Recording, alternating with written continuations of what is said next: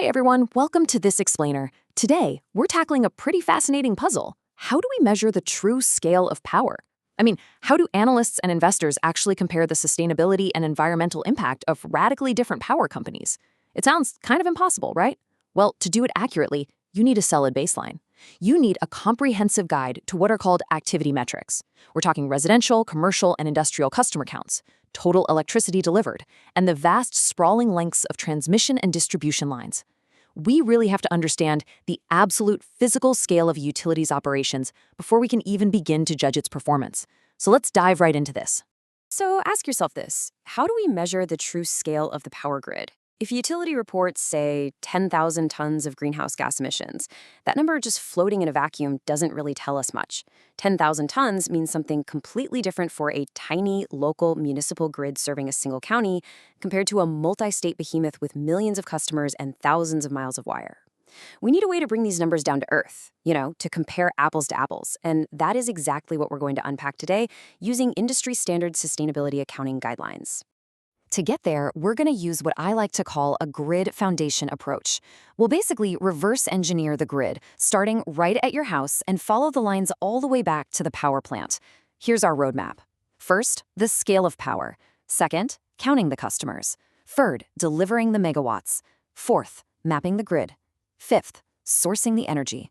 And finally, we'll wrap it all up with the great normalizer. Let's get started. All right, Section 1, the scale of power. This is all about understanding the foundation of sustainability reporting, because before we can look at complex risks like water management or grid resiliency, we have to grasp the sheer operational scale. Okay, so the absolute bedrock here is something the International Sustainability Standards Board calls activity metrics. According to the framework, these are metrics that quantify the scale of specific activities or operations by a company. They're meant to be used right alongside other sustainability metrics to normalize data and facilitate comparison. Think of activity metrics as the essential denominator in our math equations. Without them, you just have raw, incomparable data. It's like knowing a car used 10 gallons of gas, but having literally no idea how many miles it actually drove. You need that context, right? And the ultimate blueprint for this is SASB Table 2. This standard lays down the law on exactly what utilities must report to prove their scale. Things like customer counts, electricity delivered, grid length, and energy generated. We're going to systematically unpack the strict industry standard blueprint step by step so we can see exactly how the grid is measured. Moving on to Section 2, counting the customers. Who exactly is sitting at the end of the line? We're starting at the very edge of the power grid here, with the people and businesses the utility actually serves. Now, a utility can't just throw out one massive bundled number and call it a day. No way. The standard requires them to break their customer base down into 3 primary buckets: residential, commercial, and industrial. And this distinction matters immensely for assessing risk and demand. Think about it. An industrial manufacturing plant requires massive, constant baseload power. That's a vastly different profile from the fluctuating peak heavy demands of a suburban residential neighborhood where everyone suddenly turns on their AC at 5 p.m. But here's a really fascinating quirk in the accounting. When a utility reports the number of customers served for these categories, a customer is not an individual human being. So a family of 5 living in a house, that's not 5 residential customers. The standard mandates that customers are counted strictly by the number of meters billed. It grounds the data in hard physical infrastructure and financial billing, which completely removes any fuzziness or ambiguity from the count. Which brings us to Section 3, delivering the megawatts. How much power is actually being used? We know our customer count now, but what's the actual volume of product they're pulling from the grid? To measure this sheer volume, the standard relies on the megawatt hour, or MWH. This is the definitive metric for total electricity delivered. Just to put that into perspective, 1 megawatt hour is roughly the amount of electricity a typical home uses in an entire month. It translates the totally abstract concept of electricity into a physical reality of delivery that analysts can strictly track and audit. And just like with the customer count, the total electricity delivered has to be broken down. But check this out. The standard actually expands the categories here. On top of residential, commercial, and industrial, utilities also have to report deliveries to all other retail and wholesale customers. By adding these last 2 buckets, the framework makes sure every single drop of power distributed is captured in the accounting. It completely closes the loop. Literally 0 blind spots. All right, Section 4, mapping the grid. We're looking at the massive infrastructure connecting it all, because now we have to ask, how do those megawatt hours actually travel to those billed meters?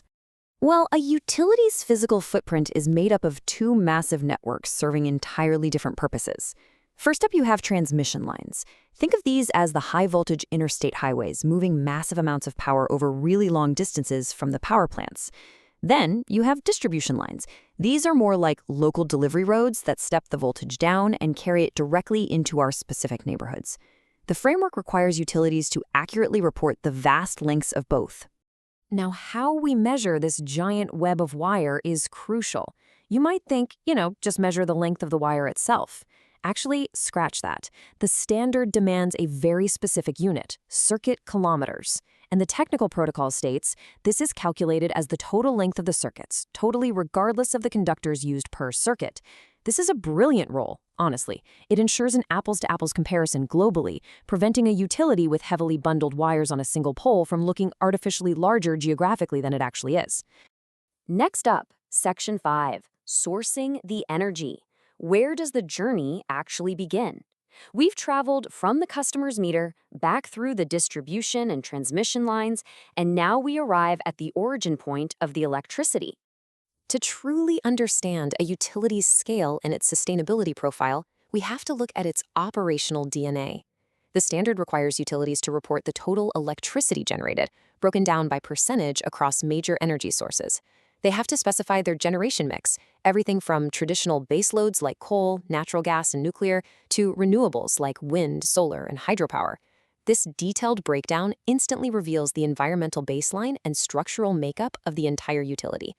But, modern utilities don't always generate all their own power. Because of that, the standard requires reporting on two distinct metrics: total electricity generated from owned assets versus total wholesale electricity purchased. And there is a super important accounting note for both of these. The disclosure strictly excludes electricity that is consumed at the generating facilities themselves. We're only counting the net power that actually makes it out the door and onto the transmission lines. Finally, Section 6, the Great Normalizer. Let's bring this immense scale into focus and tie it all together. Let's look back at this direct mandate from the introduction of the standard. It says, activity metrics quantify the scale of specific activities to normalize data and facilitate comparison.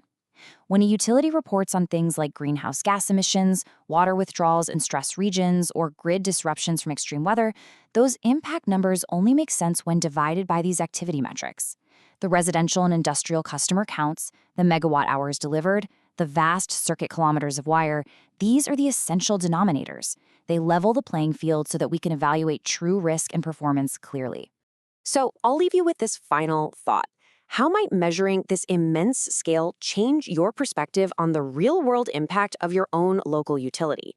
The next time you pay that bill for your residential meter, take a second to think about the vast circuit kilometers of wire and the specific mix of energy sources it took to get those megawatt hours right to your door.